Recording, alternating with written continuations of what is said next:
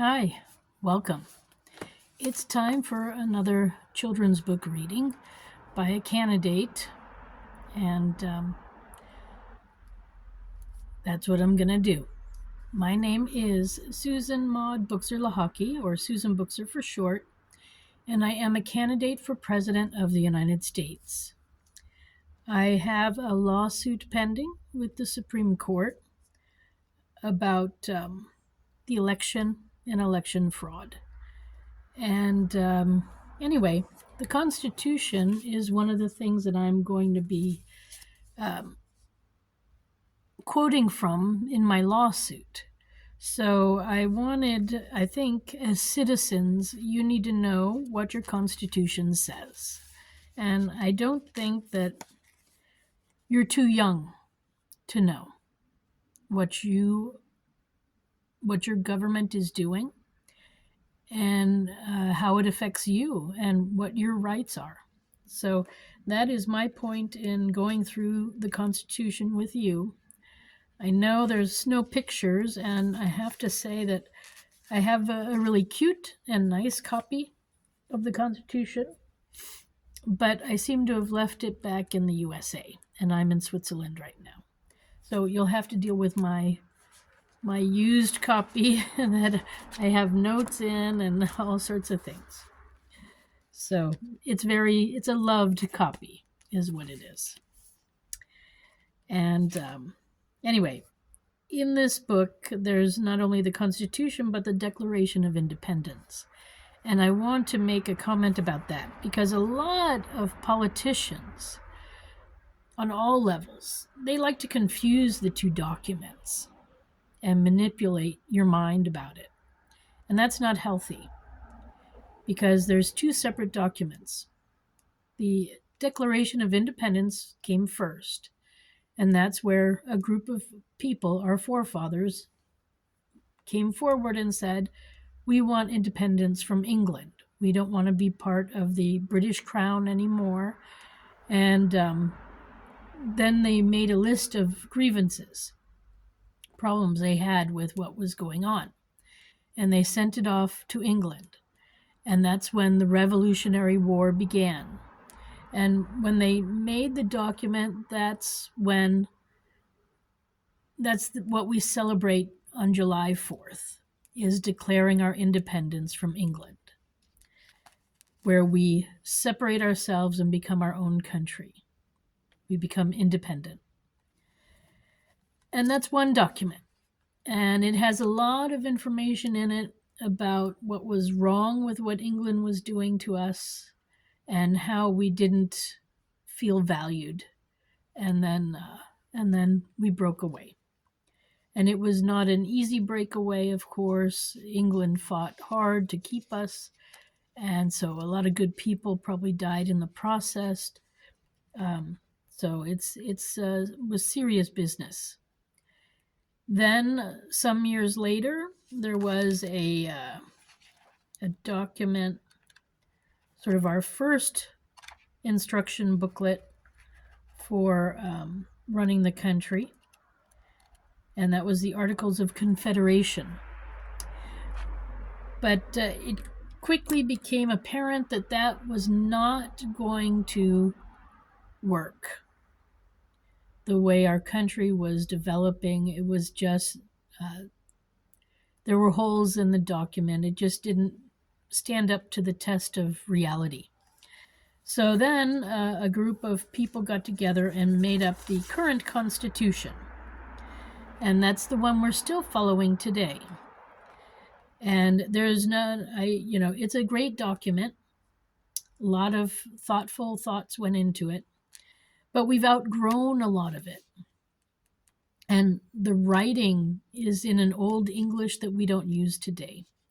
So before we get more confused with what it says, I think it's time to update the document, to get the wording right, to make it more clear, go over where there are problems with it, and then reintroduce a new document with modern English so that in 200 years they might have to rewrite it again, but at least it will be easily understandable rather than trying to understand English from 450 years ago. So, anyways, this is the Constitution that I'm going to read. Last time I read the preamble, or I think 2 times ago I read the preamble. And that's where the idea of what our country, of what our document, of what our forefathers wanted for us. And now then, here are the details. So it's kind of boring, but I'm going to read just a very little bit of the document, and then I have like a translation that I'm going to read, which helps us to understand what they were saying. And the very first part of it, Article 1, Section 1, it's very clear. All legislative powers herein granted shall be vested in a Congress of the United States, which shall consist of a Senate and a House of Representatives. Okay, that is pretty clear. All legislation powers, so all legal powers, writing of legislatures, of legal requirements, documents, things like that, are with the Congress. So the Congress gets to write the laws. Now, the second section is where it gets a bit confusing. Article 1, Section 2. The House of Representatives shall be composed of members chosen every second year by the people. So that's direct vote by the people of the several states. And the electors in each state shall have the qualifications requisite for electors of the most numerous branch of the state legislature. No person shall be a representative who shall not have attained the age of 25 years and been 7 years a citizen of the United States, and who shall not, when elected, be an inhabitant of the state in which he shall be chosen. Representatives and direct taxes shall be apportioned among the several states, which may be included within this union, according to their respective numbers, which shall be determined by adding the whole number of free persons, including those bound to service for a term of years, and excluding Indians not taxed, and 3/5 of all other persons. The actual enumeration shall be made within 3 years after the first meeting of the Congress of the United States, and within every subsequent term of 10 years, in such a manner as they shall by law direct. The number of representatives shall not exceed 1 for every 30,000, but each state shall have at least 1 representative, and until such enumerations shall be made, the state of New Hampshire shall be entitled to choose 3, Massachusetts 8, Rhode Island and Providence plantations 1. Connecticut 5. New York 6. New Jersey 4. Pennsylvania 8. Delaware 1. Maryland 6.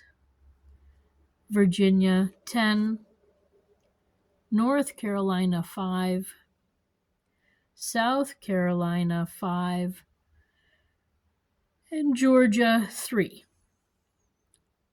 Those were the 13 original states.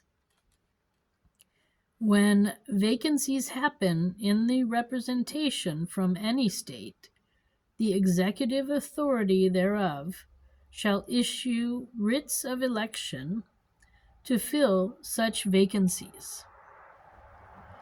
The House of Representatives shall choose their Speaker and other officers, and shall have the sole power of impeachment. So that is the entire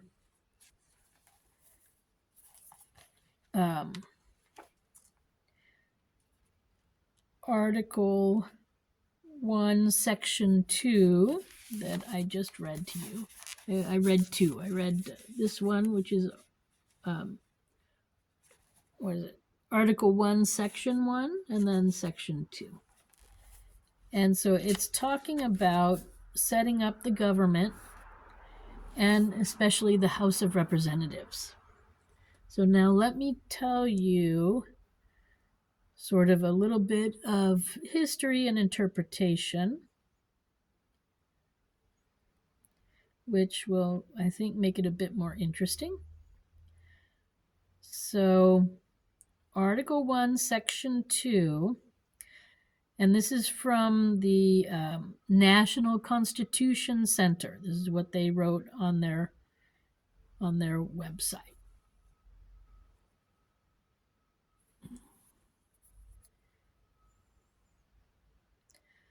Okay.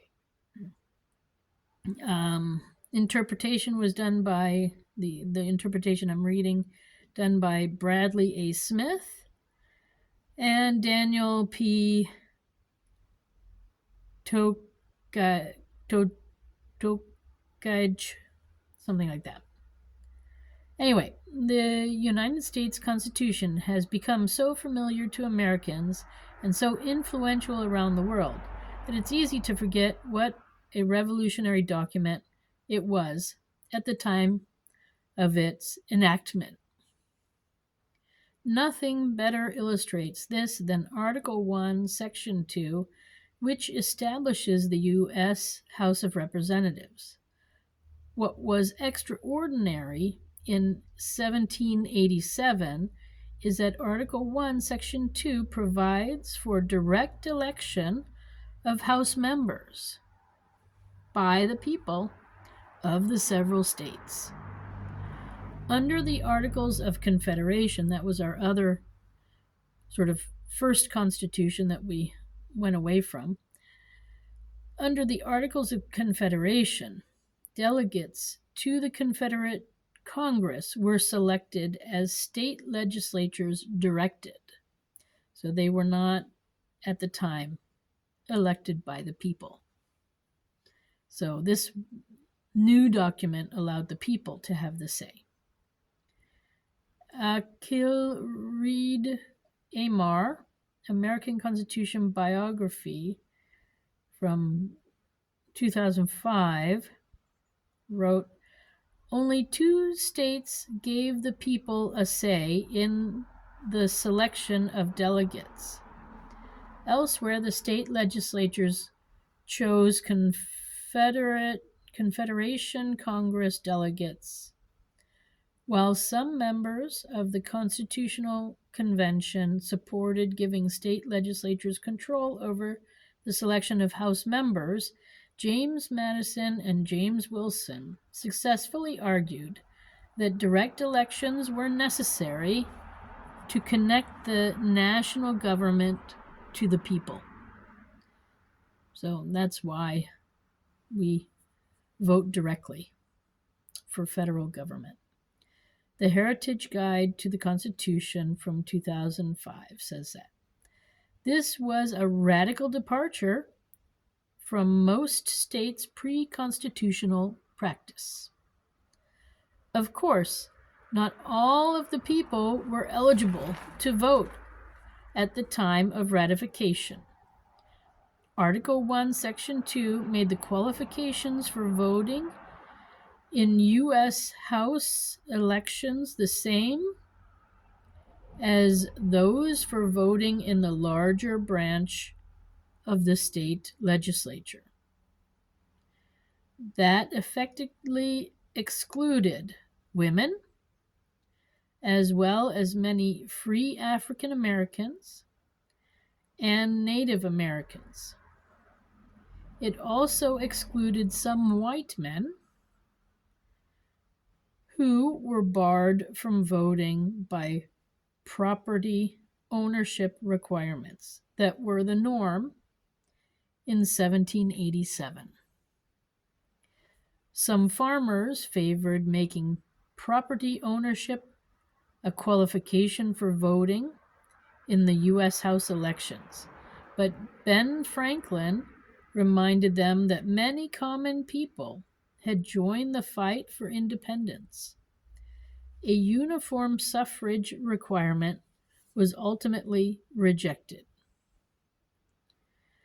due to fears that it would lead to some states to reject the Constitution altogether. The compromise, trying the qualifications for voting in the U.S. House of Elections to the qualifications for voting in state legislative elections, allowed roughly 2/3 of white men, but very few others to vote. See Alexander Kazar, The Right to Vote, The Contested History of Democracy in the United States. And I said a word wrong. The compromise tying the qualifications, not trying, tying the qualifications for voting. So, nevertheless, these direct elections were a significant milestone in the development of democracy. Many more people were eligible to vote in the U.S. House elections than was the case under English law. In the ensuing decades, states moved rapidly towards universal suffrage for white men. The 15th Amendment, adopted in 1870, prohibited denial of the vote on account of race. Though in practice, African Americans were denied the right in southern states for much of the 20th century. Women gained the constitutional right to vote in the 19th Amendment in 1920. A short list of qualifications for serving in the House of Representatives was also a step toward a more inclusive democracy. Article 1, Section 2 imposed 3 qualifications for members of the House of Representatives. Members must be at least 25 years of age or older, have been a U.S. citizen for 7 years minimum, and number 3, be an inhabitant of the state from which they are selected. So you have to live in the state where you're going to represent the people in Washington. That was less stringent than those applicable to state legislatures in most states, all but one of which required property ownership. The Supreme Court later held that neither Congress nor the states may add to Article 1, Section 2's list of qualifications. Powell v. McCormick in 1969 and U.S. Term Limits, Inc. versus Thornton in 1995. To ensure that the House members were accountable to the people, Article 1, Section 2 provided for relatively frequent elections to take place every 2 years. This contrasts with the terms of senators under Article 1, Section 3, which take place every 6 years. The Constitution requires that House of Representative members be elected by the people of the several states, eventually became a basis for the U.S. Supreme Court to hold that congressional districts must be as equal in population as possible. One person, one vote. Westbury and Sanders, 1964. The one person, one vote rule applies with special rigor to U.S. House elections. Later, cases established that the congressional districts must be closer to mathematical equality than the state legislature districts, which are subject to one person, one vote requirement under the Equal Protection Clause of the 14th Amendment.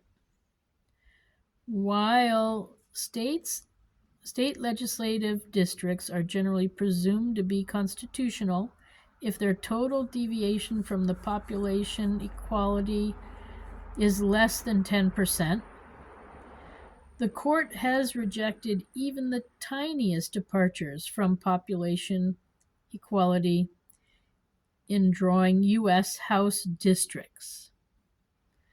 Congressional redistricting plans with a devaluation of less than 1% have been deemed unconstitutional under Article 1, Section 2, see Karcher versus Daggett, 1983. To ensure that the states were represented in proportion to their population, Article 1, Section 2 requires an actual enumeration of people every 10 years. That we today we know as the U.S. Census. It also provides that each state shall have at least one U.S. House of Representative member. Article 1, Section 2 also includes one of the most infamous provisions of the U.S. Constitution, providing that the state's direct taxation and representation in the House would be determined according to the whole number of free persons and 3/5 of all other persons. Everyone understood that the other persons were slaves. Yet the import of this clause is sometimes misunderstood. At the convention, slave-holding states wanted to count slaves for apportionment purposes, which would have increased the number of representatives to which the southern states were entitled. Because slaves were not allowed to vote, this would have given eligible voters in the southern states relatively more power than those in the northern states, making abolition less likely. It would also have given southern states a greater voice in selecting the president, because a state's representation in Congress determines its representation in the Electoral College under Article 2, Section 1. At the same time, the southern states did not want to count slaves at all for purposes of determining the direct taxes that the federal government could lay on the states.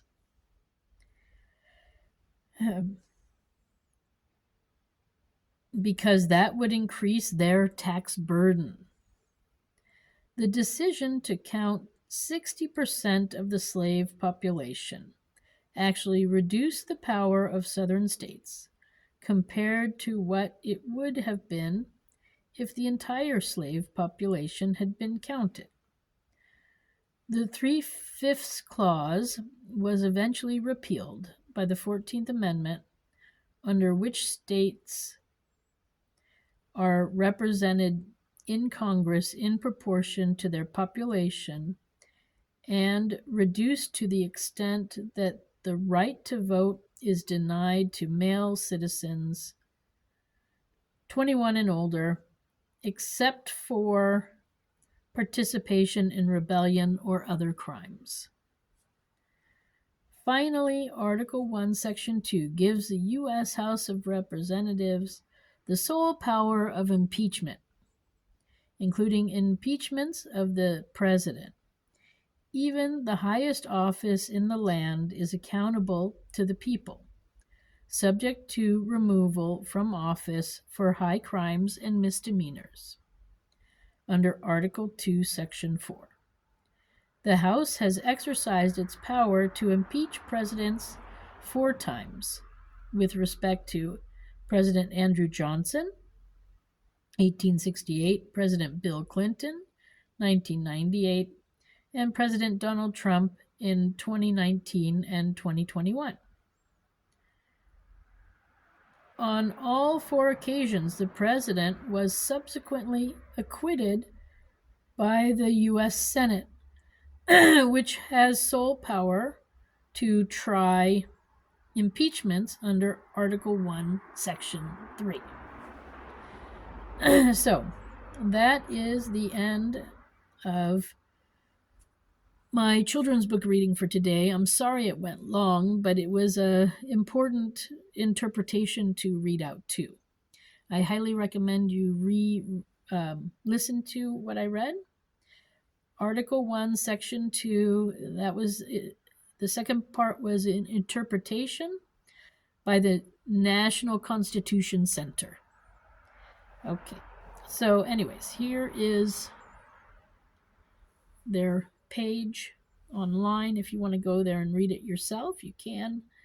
It's quite interesting how these things are interpreted. So, that is the beginning of the Constitution now. Next week, I'll cover the next section. Thank you for stopping by.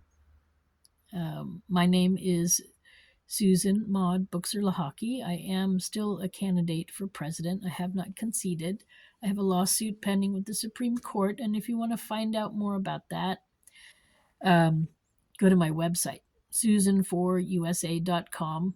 That's Susan, the number 4, USA.com. We have a lot of fraud in our election process, and that's what my lawsuit is about. It's time to have integrity again. So thank you for stopping by. I wish you a nice day wherever you are.